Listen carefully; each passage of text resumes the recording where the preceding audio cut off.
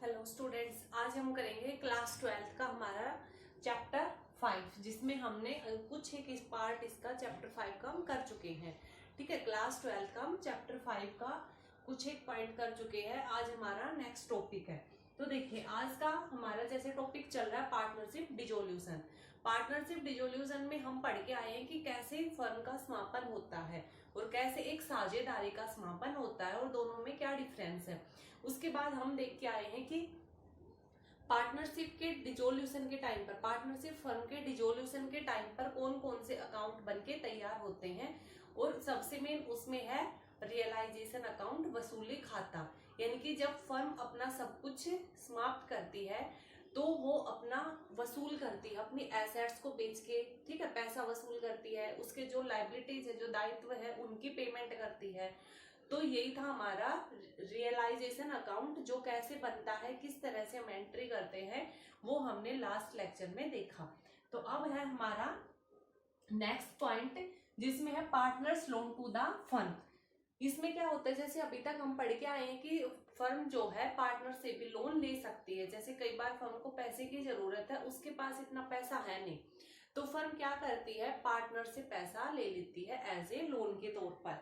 ठीक है, तो फर्म जब पार्टनर से ऐसे लोन के तौर पर पैसा लेती है, तो उस जब फर्म समाप्त होती है तब उसका फर्म का दायित्व बनता है कि वह उस पार्टनर्स के लोन को पूरा करे, उसको वो पैसा चुकाए। ठीक है, इसीलिए पार्टनर्स लोन अकाउंट बनाया जाता है। तो अब देखिए, इसमें क्या है कि जब हम पार्टनर्स का लोन, अगर आपको दे रखा है बैलेंस शीट में कि फर्म ने जो है एक पार्टनर्स ए नाम का था या बी सी जो भी नाम हो, इस व्यक्ति से, इस पार्टनर से पैसा ले रखा है, तब उस टाइम पे हम क्या करेंगे कि जो पार्टनर्स का कैपिटल अकाउंट है, जो पार्टनर्स का कैपिटल अकाउंट बन के तैयार होता है, तब हम क्या करेंगे, पार्टनर के कैपिटल अकाउंट से पहले हम, अगर किसी पार्टनर्स ने लोन दिया है, ठीक है, तो उस पार्टनर्स का लोन अकाउंट बनाएंगे कैपिटल से पहले। क्योंकि हमने ये पढ़ के आए हैं, क्या पढ़ रखा है हमने, कि अगर पार्टनर्स ने लोन दे रखा है तो पहले उस लोन की पेमेंट की जाएगी, उसके बाद अगर कोई पैसा बचता है तो वह सभी पार्टनर्स में बंटता है। इसलिए पार्टनर्स की कैपिटल अकाउंट से पहले पार्टनर्स का लोन अकाउंट बनता है।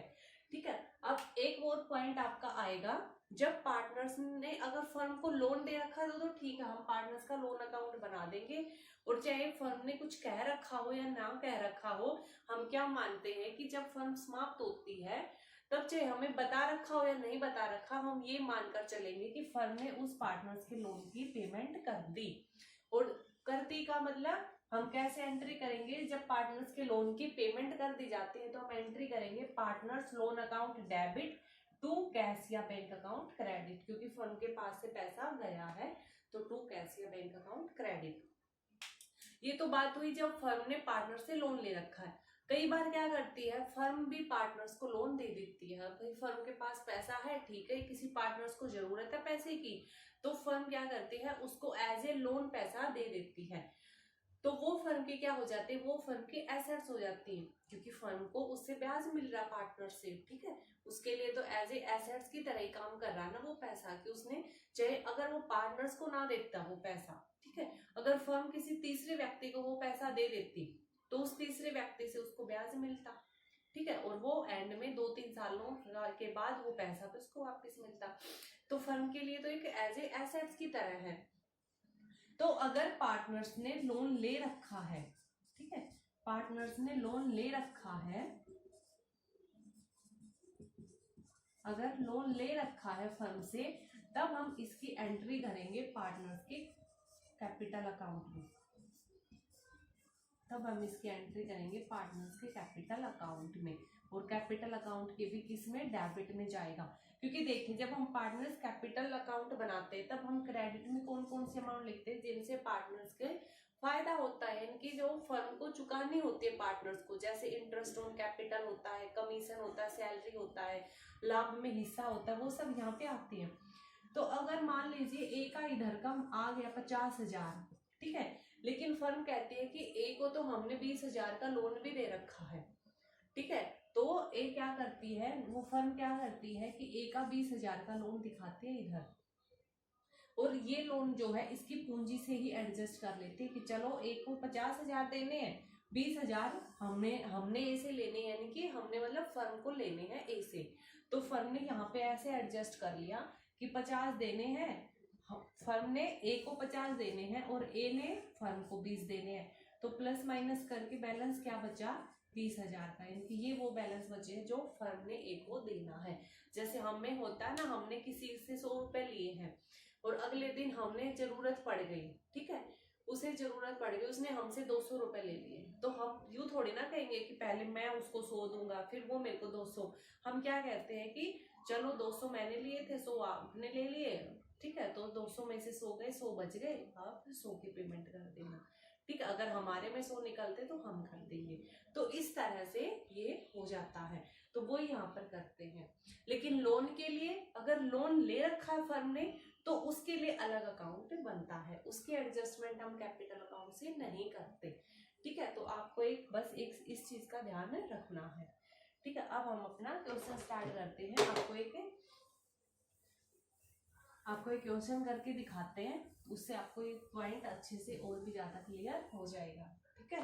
तो हमारा नेक्स्ट एग्जाम्पल है एग्जाम्पल 5th। देखिए आपकी नोटबुक में एग्जाम्पल 5th होगा, जिसमें उन्होंने हमें दे रखी है एक्स, वाई और जेड, 3 पार्टनर्स हैं, उनका प्रॉफिट शेयरिंग रेशियो था 1/2, 3/8 और 1/8, ठीक है। On 31st March 2018, they agreed to dissolve their partnership firm when their position was as follow। 31 मार्च 2018 को, ठीक है, कब समाप्त हो रही है, 31 मार्च 2018 को सब पार्टनर्स ने मिलकर फर्म का डिसोल्यूशन करने के लिए सोचा, ठीक है। और उस दिन क्या पोजीशन थी वो हमें बता रखी है, ठीक है, बुक में हमें पूरा बता रखा है कि उस दिन बैलेंस शीट में उनके पास क्या एसेट्स थे, क्या लायबिलिटीज थे, सब बता रखे हैं, ठीक है। और जब डिसोल्यूशन किया है तो कौन से एसेट्स बेचने से हमें कितने पैसे मिले हैं और हमारे पास कितनी जो है लायबिलिटीज हमने पेमेंट करी है, ठीक है। तो ये पॉइंट आपको बता रखे हैं, हम सीधा रिवैल्यूएशन अकाउंट बनाते हैं, ठीक है। हमें पता है कि हमें सबसे पहले क्या बनाना होगा, रिवैल्यूएशन अकाउंट, क्योंकि आपको स्टेटमेंट में बैलेंस शीट दे रखी है, उसी को उठा के रिवैल्यूएशन में डालना है। तो देखिए सबसे पहले अगर हम रिवैल्यूएशन अकाउंट बनाएंगे तो हमारे पास क्या आ जाएगा,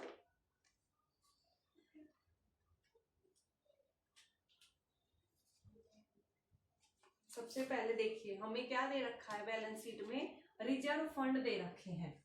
तो रिजर्व फंड हमारी कोई लायबिलिटीज नहीं होती, वो लायबिलिटीज नहीं होती जो हमें बाहर वालों को देनी है, इसलिए रिजर्व फंड जो है ट्रांसफर इधर नहीं होंगे, ठीक है।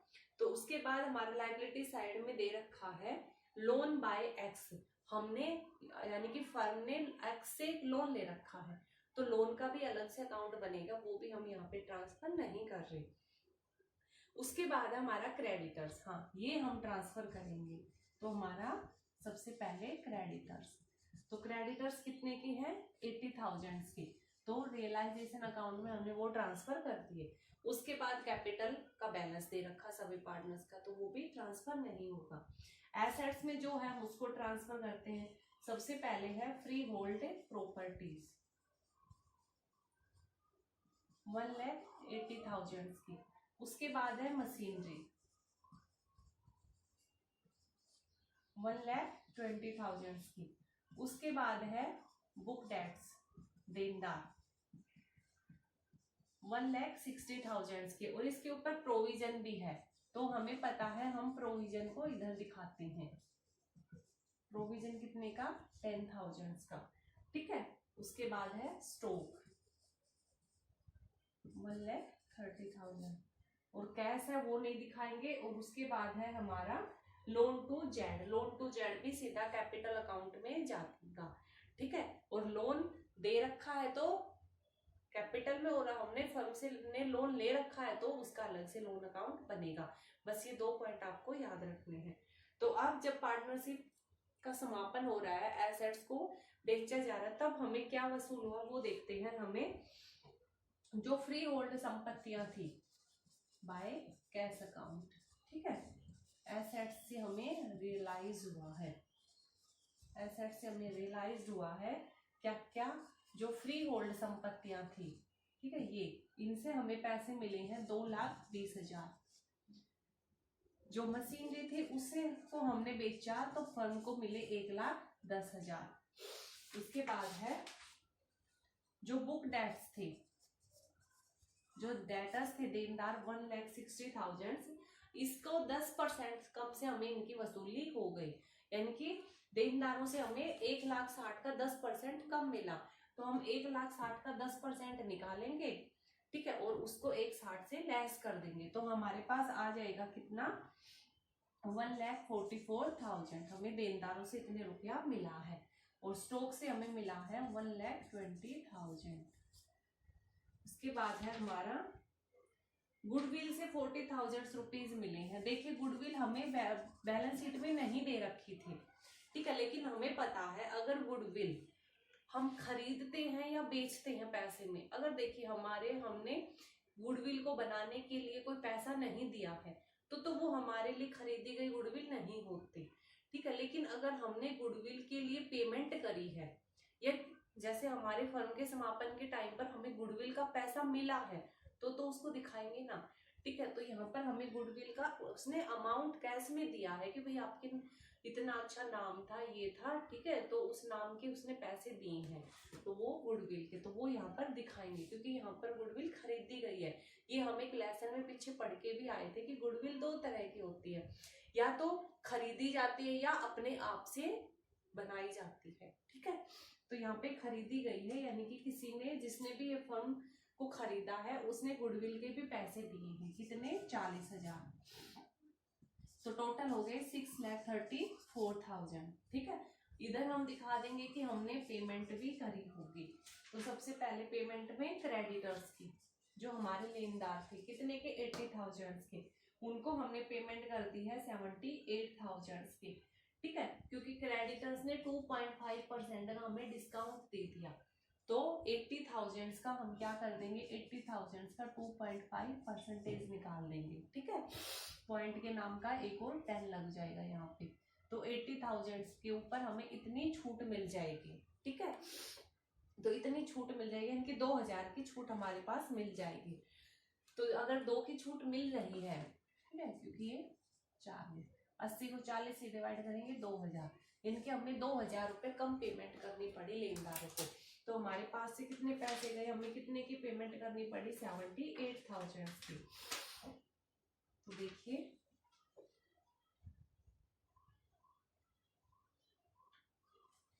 हो गया 78,000।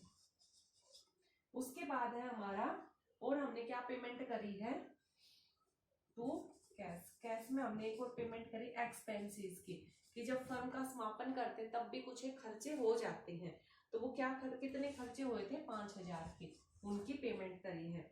और एक रेंट था, ठीक है, टू कैश, ये कैश कौन से की, रेंट की पेमेंट, रेंट पेमेंट, एक रेंट था जो पहले नहीं लिखा था लेकिन अब हमें पता चला, ठीक है, वो अनरिकॉर्ड था, उसकी भी हमने पेमेंट करी है 3,000, ठीक है, तो अब हम टोटल करेंगे, तो इधर का टोटल आ जाएगा 7,24,000, और इधर का जब टोटल आएगा तो बैलेंस आएगा हमारा 48,000 का, ठीक है, तो ये 48 हमारा किसमें ट्रांसफर हो जाएगा, ये हमारा प्रॉफिट आ गया, जो कि ट्रांसफर हो जाएगा पार्टनर्स की कैपिटल अकाउंट में, transfer to partners capital account, ठीक है, पार्टनर्स कौन कौन से थे, एक्स, वाई और जेड, जिनमें ये इस रेशियो में बढ़ जाएगा, 1/2, 3/8 और 1/8 के रेशियो में ये बढ़ जाएगा हमारा प्रॉफिट, ठीक है, तो ये था आपका रीवैल्यूएशन अकाउंट कि किस तरह से इसको बनाया जाएगा। उसके बाद है हमारा, क्योंकि अब हमने इस पॉइंट में देखा लोन का भी कुछ पॉइंट था, ठीक है, तो अब हम लोन का पॉइंट, ये रिवैल्यूएशन समझ में आ गया।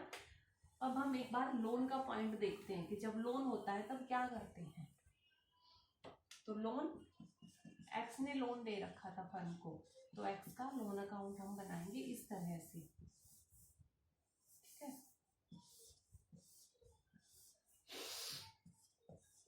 तो लोन का बैलेंस क्या है, बाय बैलेंस लोन का बैलेंस कितना दे रखा है, हमें दे रखा है 30,000, यानी कि एक्स ने 30,000 का लोन फर्म को दे रखा है, फर्म के ऊपर ये दायित्व है। तो अगर चाहे बता रखा हो या नहीं बता रखा हो, हम क्या मानते हैं कि जब फर्म समाप्त होती है तब फर्म ने इसके लोन की पेमेंट कर दी होगी। ठीक है, अगर ये बता रखा नहीं करी तब तो अलग बात है, अगर करी है या नहीं करी है उसके बारे में कुछ नहीं बोल रखा तो इसका मतलब कर दी है। तो हम लिखेंगे टू कैश और उसकी पूरी पेमेंट कर दी 30,000 से। ठीक है, तो अब यहाँ पे इस चीज से क्या फर्क पड़ेगा, इससे हमारा देखिए उस फर्म का कैश खत्म हो जाएगा। जब एंड में बैलेंस शीट हम बनाएंगे तब हमारा कैश क्या चला जाएगा। जब हम एंड में बैलेंस शीट, तो चलो क्या बनेगी, अब तो सारी एसेट्स उसने बेच दी। जब हम एंड में कैश अकाउंट बनाएंगे, फर्म के पास ये देखेंगे कि कितना पैसा बचा है और कितना नहीं बचा है। ठीक है, तब हमारा वहां से जो कैश था उसमें से 30,000 और कम हो जाएंगे, क्योंकि ये हमने पेमेंट कर दी। तो ये था पार्टनर्स का लोन अकाउंट। उसके बाद आपका बनेगा पार्टनर्स का capital account, partners capital account. ठीक है, पार्टनर्स का कैपिटल अकाउंट हम कैसे बनाएंगे, देखिए हमारे पार्टनर्स है एक्स, वाई और Z. X, Y,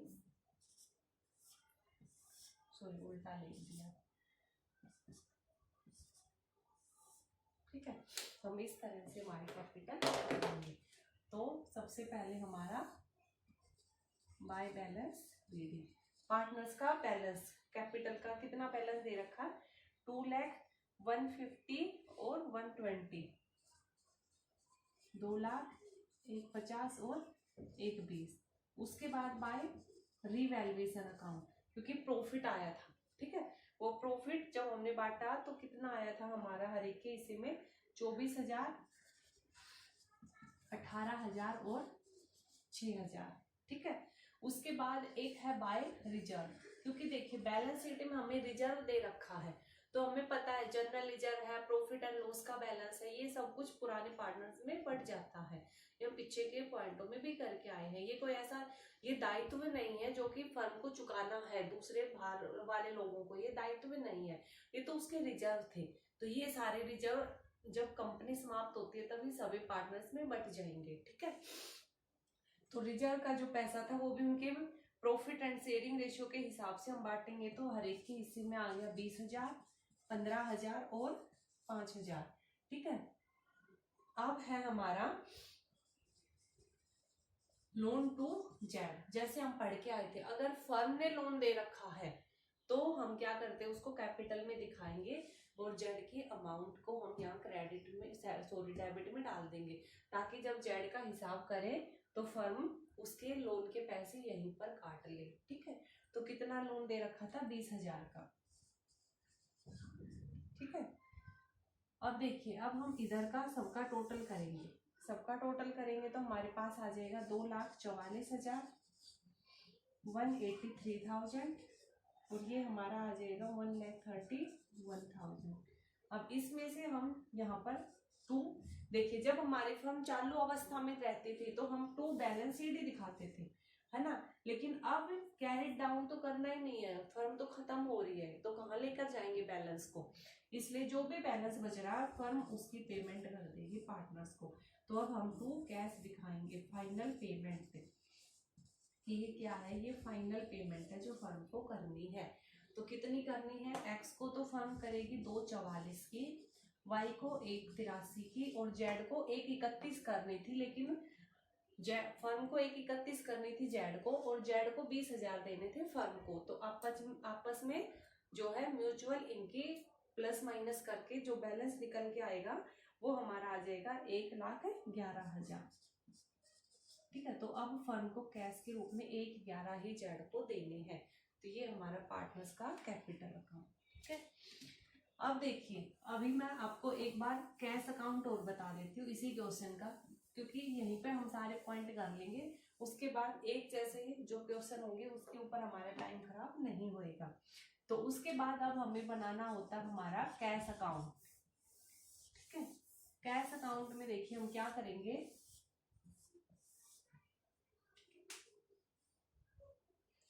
cash account में देखिए हमारा बैलेंस दिया होता है, to balance BD cash account में, क्योंकि हमारे एसेट्स है, डेबिट में आएगा बैलेंस।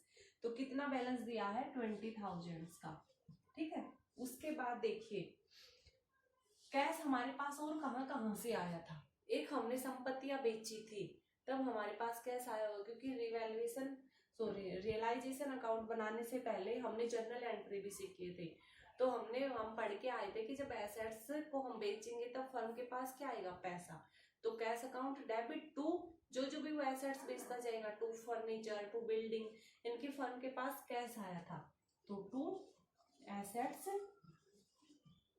सोल्ड, ठीक है। या फिर टू हम रियलाइजेशन लिख देंगे, टू रियलाइजेशन अकाउंट, ठीक है। और ब्रैकेट में लिख देंगे एसेट्स सेल, कि एसेट्स की सेल करने से वसूली खाते में जो पैसे आए उससे तो हमारा कैश बढ़ा ना एक बार, ठीक है। तो कैश बढ़ा वो हम इधर दिखाएंगे, कितना आया था हमारे पास 6,34,000 की टोटल एसेट्स आई थी हमारे पास, ठीक है।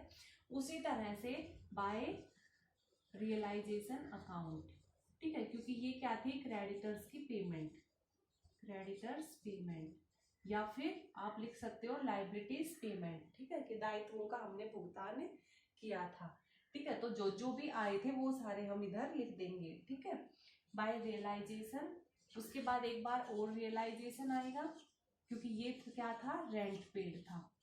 और उसके बाद फिर एक बार बाय रियलाइजेशन आ जाएगा, क्योंकि ये क्या था, एक्सपेंसेस थे।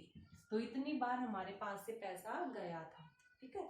आपको थोड़ा साफ नहीं दिख रहा होगा, स्मार्ट पर काम नहीं कर रहे हैं, पर मैं बोल रही हूँ साथ साथ, ठीक है। बाय रियलाइजेशन एक बार क्रेडिटर्स की पेमेंट करी थी, एक बार रेंट की और एक बार एक्सपेंसेस की, ठीक है। तो तीनों बार हमारे पास से पैसा गया था, तो हमारी एंट्री क्या हुई होगी, realisation account debit to cash, तो कैश के क्रेडिट में आ जाएगा।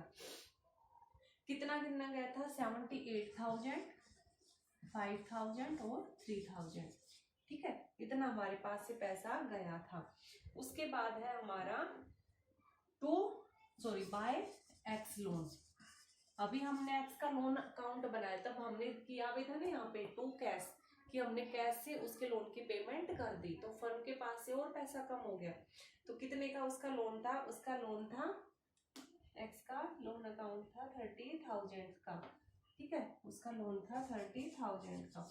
उसके बाद हमारा क्या आ जाएगा, उनकी कैपिटल्स का बैलेंस, ठीक है, क्योंकि कैपिटल के बैलेंस में भी हमने टू कैश दिखा के आए हैं, ठीक है, कि भाई जो बैलेंस बचा है उसकी पेमेंट कर देंगे।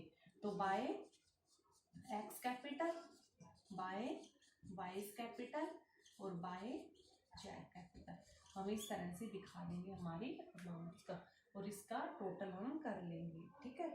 तो हमारा टोटल क्या होगा, दोनों तरफ का इक्वल आएगा, इसका मतलब हमारा ठीक है, जो पैसे आए गए सब बराबर हो गए, ठीक है। तो आपको इस तरह से हम अपने अकाउंट्स बनाने हैं, रियलाइजेशन, पार्टनर्स कैपिटल, पार्टनर्स का लोन अकाउंट और कैश अकाउंट, ठीक है।